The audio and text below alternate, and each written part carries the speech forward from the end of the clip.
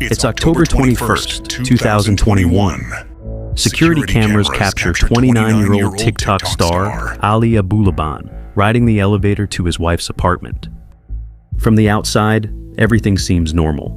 But just 2 minutes later, another camera outside his wife's apartment records something far more disturbing.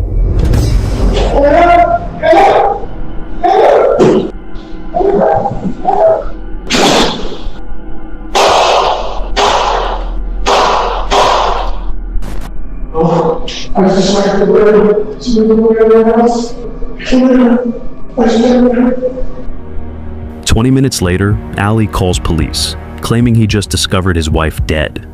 But by then, he's already long gone and thinks he's going to get away with the murder. Little does he know, his heinous crime has been recorded every step of the way by security cameras. And now, the hunt is on to catch this cold-blooded TikTok killer.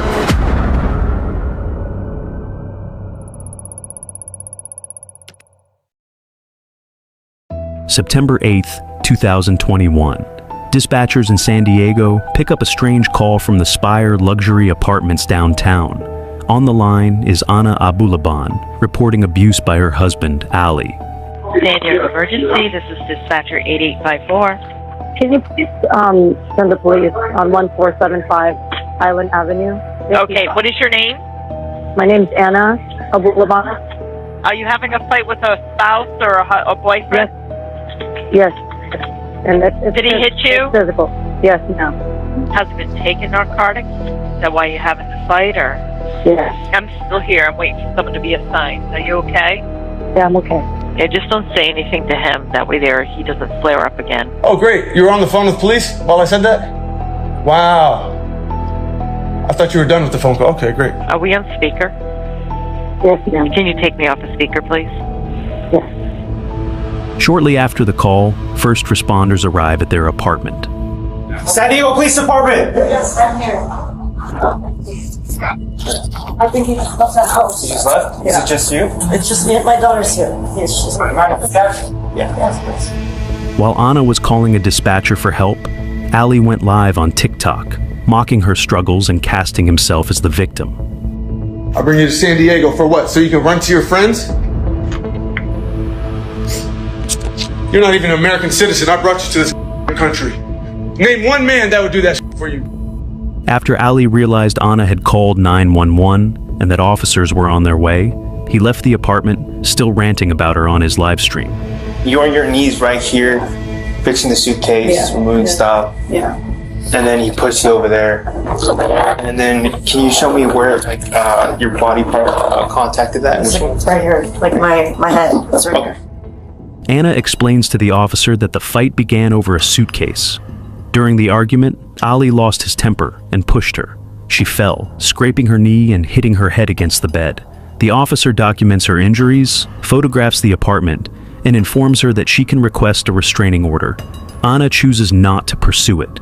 In recent months, their relationship has grown increasingly toxic and aggressive, but it hadn't always been this way.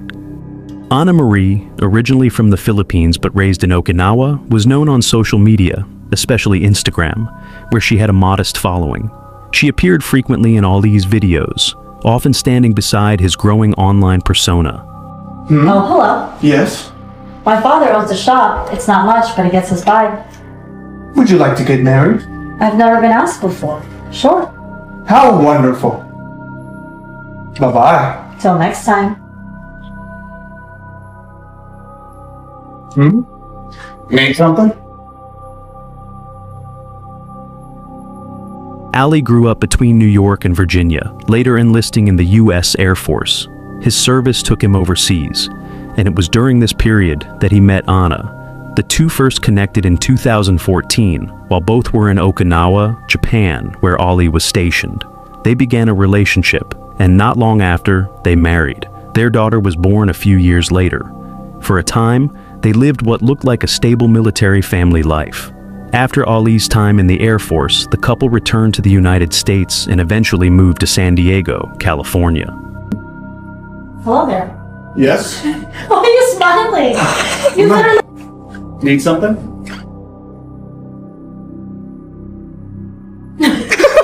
Never should have come here. Ah! Ah!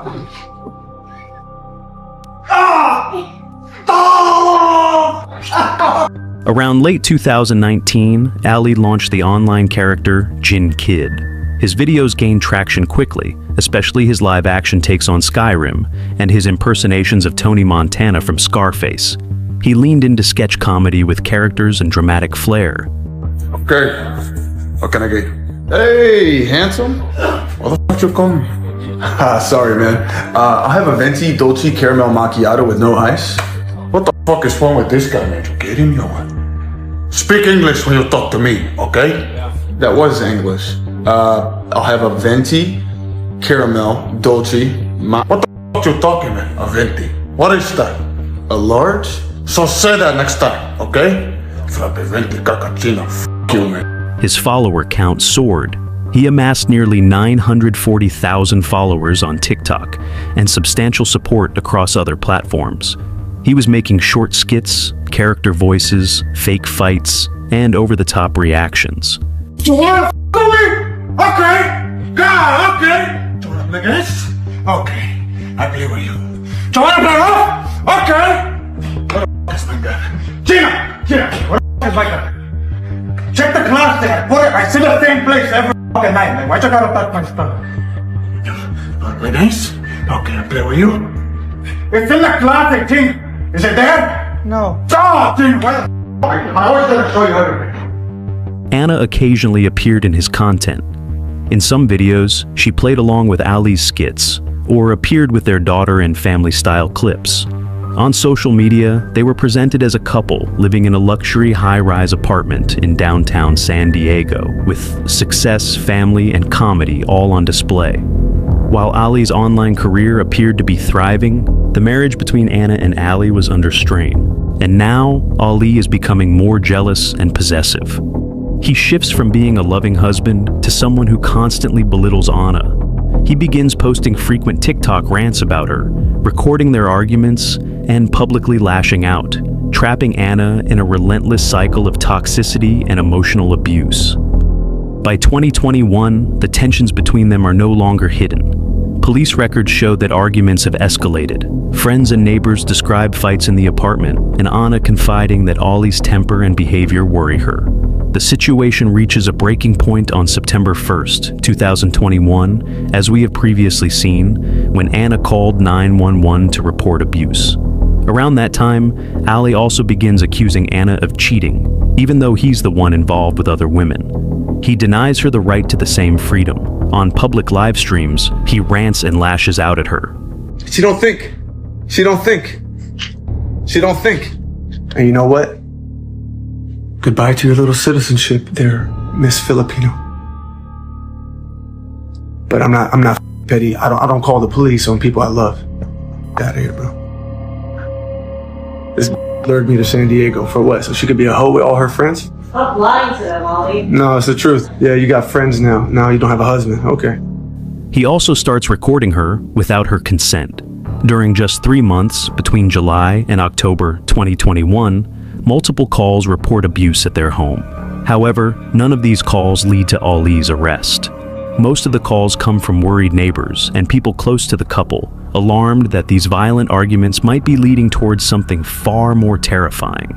What none of them realize is that these calls mark the beginning of a chain of events that will soon spiral into an unspeakably gruesome end. Through all this, Ali amplifies his online presence. He continues posting goofy skits like Skyrim and Scarface impressions, and he often includes Anna. On social media, they look like the perfect couple. You ever look at your person and think to yourself, wow, how did I land you?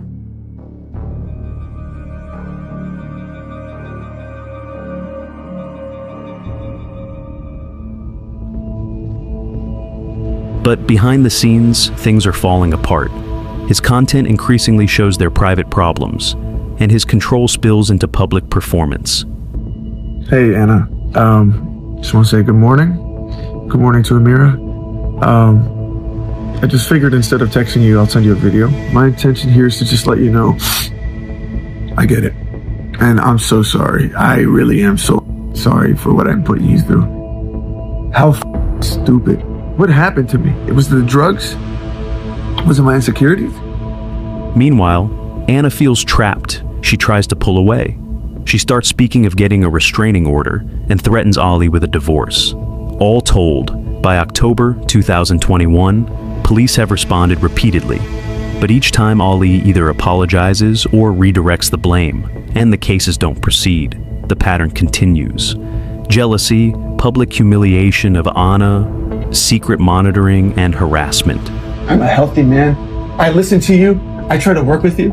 Huh? The door's right there. The door's right there. A billion other women out there for you that will fuck in a heartbeat. Yeah, a billion other men for you too. Is that your hope? What? Fuck. You can't. In this relationship. What do you give me, Anna? Nothing. Where's the last time you pleased me? If it's a no, it's a no. It's a no, it's a no. There's no way that you're not somebody. Oh, yes. There's no way! In the coming weeks after that September call, things only get worse. Ali's behavior spirals further. Friends say he's openly using cocaine. His jealousy grows too. He doesn't want Anna to spend time with friends or other guys. She wants to leave me after 7 years. She couldn't even wait for the visa to finish. That just means I don't need your visa. That's not what I came here for. I came here for you. This was your plan all along, Anna. You used me.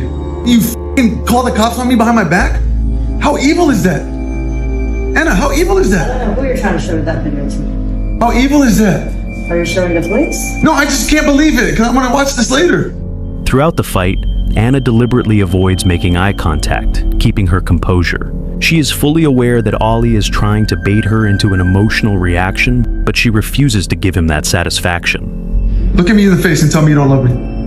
I don't love you. Look at me. I don't love you. I don't love you. Sorry. Following this, Anna calls Ali's mother, confiding in her about the troubling behavior she has been enduring. What's up? What's your mom? Why do I need my mom? I just need him to leave because he's... Why do you always go back to him? Yeah, what do you want me to do? Put him in jail? I'm not trying to put him in jail. I'm trying to remove him from my house. Whatever it takes, if you feel like your life is in danger, put him in jail. She's not in danger.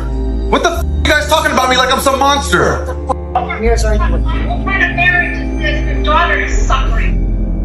Ali's mother knows he hasn't been the best husband and that the marriage is falling apart. Her only concern now is the well-being of her grandchild, who is suffering because of it. She's not even giving me a chance to get my marriage How back. does he have a chance when he does cocaine every night still? He lies and says he's gonna stop doing it. I think you need to walk away. Please, come here. I don't want to lose my wife. If another man touches her, I'm fucking gonna go crazy. That envy turns into control while he accuses Anna of cheating during arguments. Enough! Ali, enough! You know... Can somebody please help me? Hello? Ali! Stop. Leave me the f*** alone! I'm holding my finger! I'm trying to leave this house! Yeah, that's not cool. Give me my phone! With a bunch of guys? Give me my phone! Bunch of guys, huh? Give me my phone! There's no guys! Give me my phone! One day, while their child is sleeping in the room, Ali, high on cocaine, put a gun to his own head, desperate to force Anna's attention. Just keep following the cops. Yeah, because he just tried to make so that's what it is. He had a gun in his face with my daughter sleeping on the couch. I have to do that just to get her to come home. Anna is preparing to head out to a friend's birthday party, but Ali refuses to let her go. Consumed by jealousy, he views every person in her circle as a potential rival. Give me my phone back. Ali, give me my phone back. Marriott Marquise, that's the place you had the birthday. Yeah. Oh, so you're going? But he doesn't stop there. His aggression only intensifies as the argument continues. Who's gonna be there? I told you we're going to a hotel. Yeah, this is the after party, and you're going. Not there. Yeah. Why do you think I can bring a kid? Yeah. Nobody's there but girls, you stupid. In the end, Anna breaks down in tears. Ali offers an apology, but it's already too late. When was the last time you saw me smile? Or laugh? So how do I change that? You don't make me happy, you just make everything worse. I'm sorry, Anna. Complain about everything, nothing ever makes you happy. This is why we're losing everything, because you complain. About everything good that happens to us, you complain. Everything is negative. I'm sorry, Anna. I'm sorry, baby. Anna eventually calls 911, and officers quickly arrive. Just before they enter the apartment, Ali rushes to brush his teeth, hoping to hide the alcohol on his breath. When they step inside, he slips into the role of the caring husband. So our concern was if there's any violence. Sure. Was there any violence tonight? No, sir. I bring her to this country on a visa. She's Filipino, man. I did everything for her. We lived in Virginia. I worked for the government. Our life was set. Then her friend here. She's got friends here that she grew up with. Their lifestyle's a mess. I believe she called because she was trying to get me to leave tonight. So somebody has to be the bigger person. What you don't want to happen is if she alleges that you hit her, we have to arrest you, and now you have a arrest. Isn't that fucked up? It's a woman's world, man. I gave everything for her. I brought her to this country. And now some other is going to be touching my woman? I don't think so. Yeah, so only you know what's best for you and your daughter. She said she feels safe with you here. Yeah. So she's not making the leave? She would prefer if you weren't here because she's afraid about the arguing. All the while, Ali believes he can outsmart everyone, but his marriage has already reached its end. The seriousness of that act is not lost on Anna. For her, it confirms what she has already feared. The home is no longer safe. She tells Ali that she wants a divorce. This time, it's not just a suggestion, it's her decision. She tells him it's over. He's been involved with another woman, and she can't move past it. After their breakup, Anna starts seeing another man, 29-year-old Rayburn Barron. He's been her longtime friend, the one who's always stood by her through every fight. Ali, of course, never liked him. He could sense that Rayburn wanted to be with Anna, but unlike Ali, Rayburn is caring, family-oriented, and would never hurt her. Ali does not accept it. He moves into a hotel nearby, but continues to hover around her life. He calls, he messages, he tries to convince her that things can go back to how they were. Anna worries she could lose her visa if she separates from Ali, and that her daughter might be taken from her. Even so, she begins to make a plan to break free. Ali, meanwhile, continues his pattern of denial. From the hotel, he still acts as though the separation is temporary. He posts online, he talks to friends, and he insists that Anna is making a mistake. Even though he is checked out physically, he comes up with a bizarre plan to watch closely and look for any sign of what Anna is doing without him. He researches ways to monitor someone, listening devices, remote surveillance, installing apps on an iPad, and, after thorough research, decides to install a Discord app to spy on his wife. Through their young daughter's iPad, he sets up a hidden way to monitor her. Something that usually a child would use for games and cartoons has been turned into a listening device. Ali has secretly installed what prosecutors later call a baby monitor app. The device is left under the bed inside the apartment, quietly streaming audio to him wherever he is. From his hotel room, Ali is able to hear what is happening inside Anna's home. Although they're not together, he wants to know whether she's faithful. He listens to her constantly for any sign of cheating. This hidden surveillance is not a single act. It is part of a pattern. Earlier, Ali had used recordings, phone access, and social media posts to track and discredit Anna. He accused her of things online, posted rants, and tried to rally followers to his side. She, in turn, faced harassment from strangers who believed his version of events. On the afternoon of October 21st, Ali is listening in on his wife's apartment through a secret app connected to his young daughter's iPad.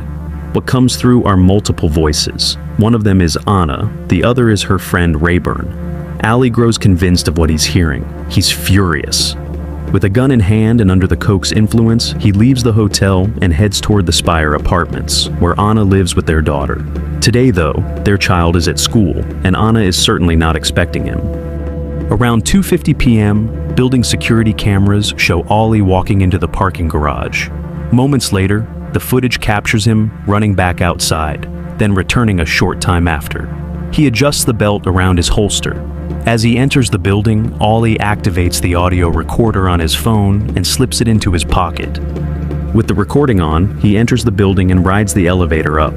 Surveillance shows him standing calmly inside. His face is composed, almost still, as if nothing is wrong. His black baggy hoodie hides the gun in his holster. He swipes the clone building card he copied earlier from Anna, presses the elevator for the 35th floor, and steps inside. The ride takes only a few minutes. During it, he calmly exchanges a couple of casual words, even a smile with neighbors. When the doors open on 35, he bolts down the hallway toward his wife's apartment. He reaches the door of the unit, unlocks it with a copy of the key he still has, and steps inside. Inside the apartment, Anna and Ray are together. The confrontation lasts only moments. Ali raises the gun and fires quickly at Ray. First 2 bullets are shot into Ray's head and a third into his throat. He collapses to the floor, dead. In the meantime, Anna stands beside him, frozen in terror. She has no chance to escape. The man she once loved has turned into an unrecognizable monster. After shooting Rayburn 3 times, Ali turns to her. Staring into her eyes, he shoots her in the forehead.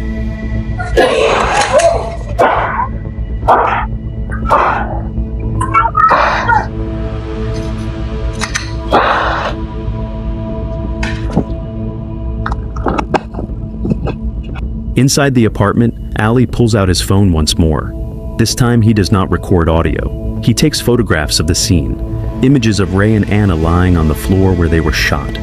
With the gun still in his hand, Ali begins sharing those photographs out. He sends them to his parents and friends. He seems detached from reality, as if living inside the virtual world of his online persona, possibly Scarface. Photographing their bodies and sending the images to his family becomes the chilling climax of his actions. To him, this seems like a victory. After leaving the apartment, he calls his mom and tells her what he just did. I just like to live to everyone else. I just like to live.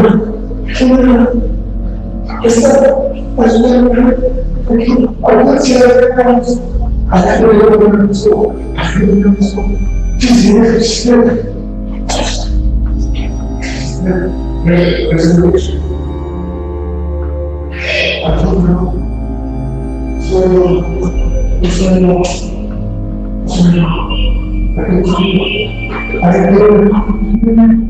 He then rides the elevator again with other residents as if nothing just happened.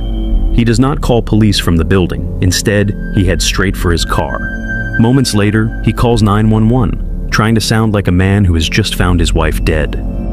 San Diego Emergency, dispatcher 8107. Yes, ma'am. My wife and another man were, I found them dead on the couch. Bullet holes to the face. Wait, someone was shot? 2 people, a man and my wife. Stand by. Please help my wife. Please help. Okay, hold on, sir.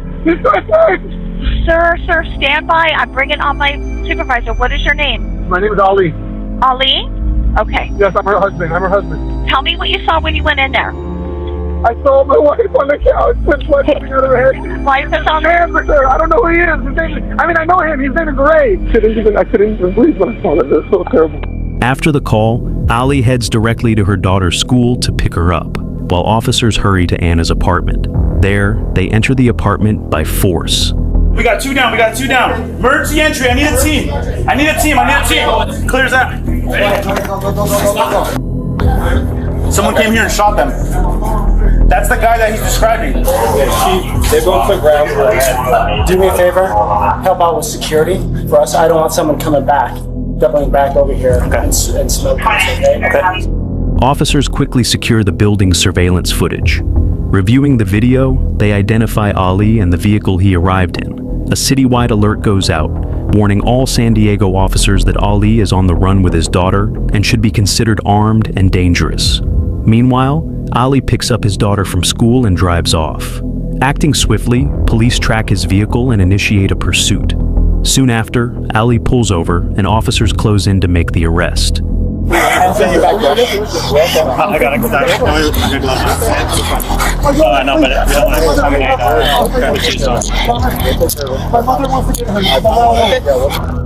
I don't want to do it out to get a car. I understand. We're gonna make sure she's alright, man. Alright, but can I walk back with her? I'm saying my mom is driving Vegas to try to come get her. Okay. I love you, I love you. Take a soft neck or something like that. Put everything in a small bag. Police secure Ali's phones, social media accounts, his car, and the apartment where the killings occurred. These items became central to building a case. To piece everything together, investigators sift through text messages, voice recordings, and any other detail that might prove useful. For years, detectives continue collecting evidence while Ali remains in custody. During this time, he makes the unusual choice to give a television interview about his case. Did you kill her? Don't ask me that. Don't ask me that. He still appears visibly shaken by the events, presenting his case as one of passion rather than premeditation. He admits to installing an app to monitor his wife, claiming it was only to ensure her safety. Yeah, I was listening on the house with the iPad through my phone. So when you heard Rayburn's voice, you went to... I didn't recognize him. I didn't know who it was. But what were you thinking? I was freaking out. Oh my God, I caught her. I caught her. Oh my God. Oh my God. There's a man. There's a man. And then guess what? Not here. Nightmare. R&B music. I'm trying. I'm like, I'm like, don't do it. I'm screaming. As you're driving to the apartment. Still high on coke, he sped recklessly to her apartment, swiped the copied keycard, and walked in to find them together. What did you think? What did you think? They were... Nothing. I didn't see that. I don't know. It was a blur. And I felt like I was on the passenger seat of my own body. When I opened the door and saw who it was, broke my heart. And to see her kissing Ray on my couch, with his feet on my table, with my running my apartment, my life, in the house that my daughter sleeps in, on the furniture that I put together. How do you expect a man to feel? Happy? Well, I guess that's the end of my marriage. That's my family! Throughout the entire interview, Ali comes across as if he's performing. On the biggest stage of his life, he sobs, yells, and acts out of control, all in an attempt to appear both innocent and heartbroken. Behind the tears, it seems he believes he can sway public opinion, presenting himself as a man who lost everything. He's farming for sympathy, insisting he regrets not being a better husband to his wife. Although he admitted to his mother that he killed Anna, he entered a not guilty plea in court, and now insists that police have no evidence linking him to the murder. I never admitted anything. Police say they have evidence against me. I don't know what it is. So the prosecution says that you admitted to your mother that you did this, and then you pled not guilty. Can you explain that? No, I can't.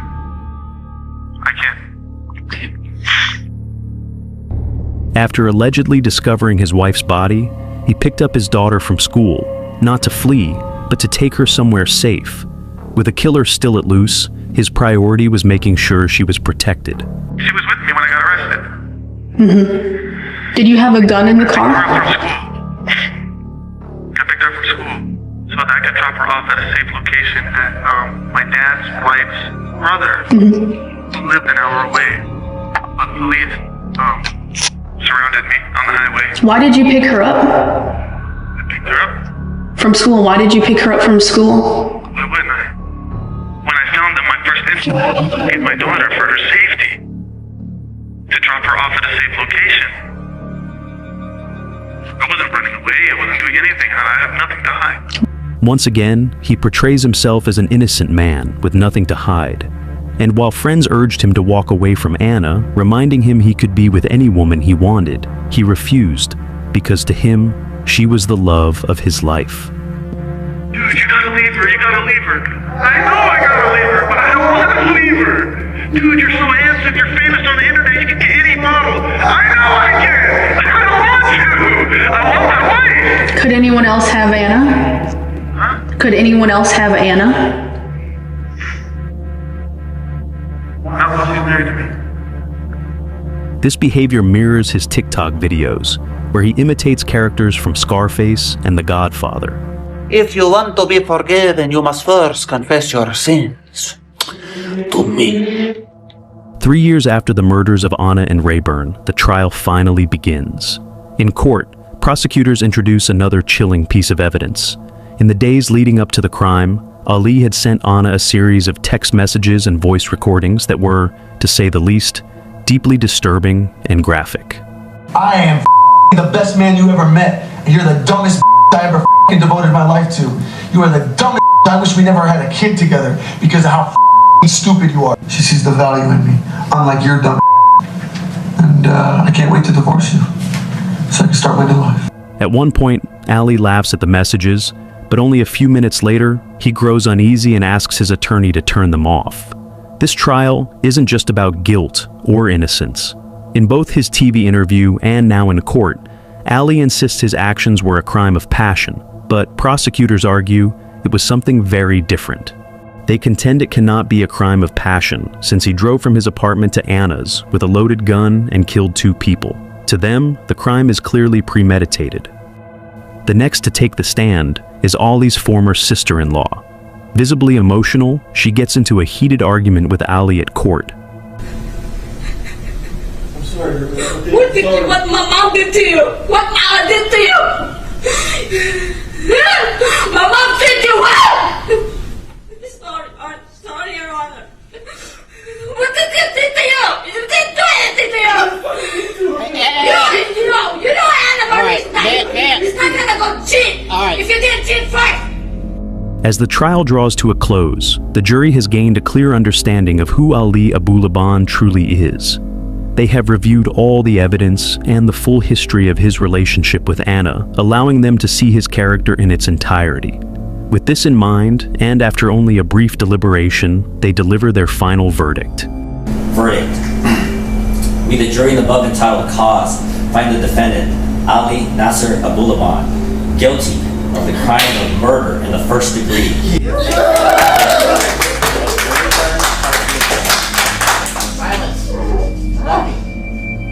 Of Rayburn Barron.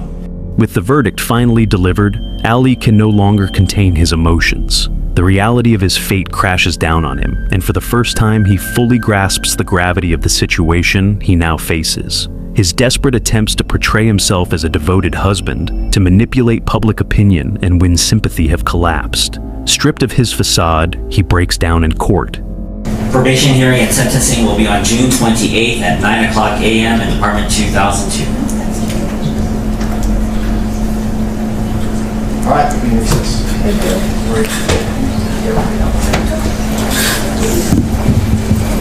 Members of the audience, please wait in the hallway.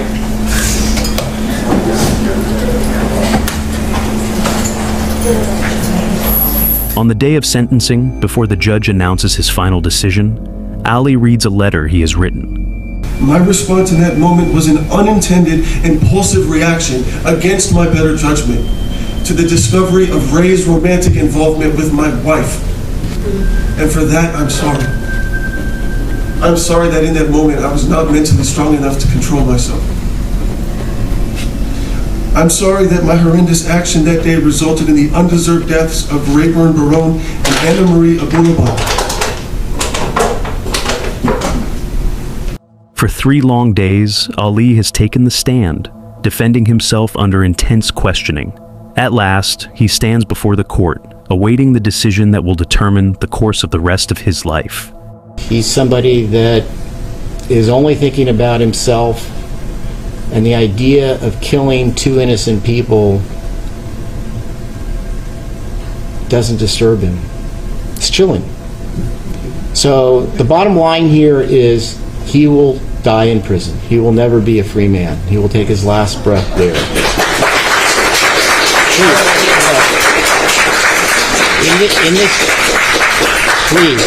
Please. In this matter, the defendant on count 1 will be sentenced to life without the possibility of probation. Ultimately, Ali gets what he deserves. He's currently serving the sentence of 2 consecutive life terms without the possibility of parole, plus an additional 50 years to life.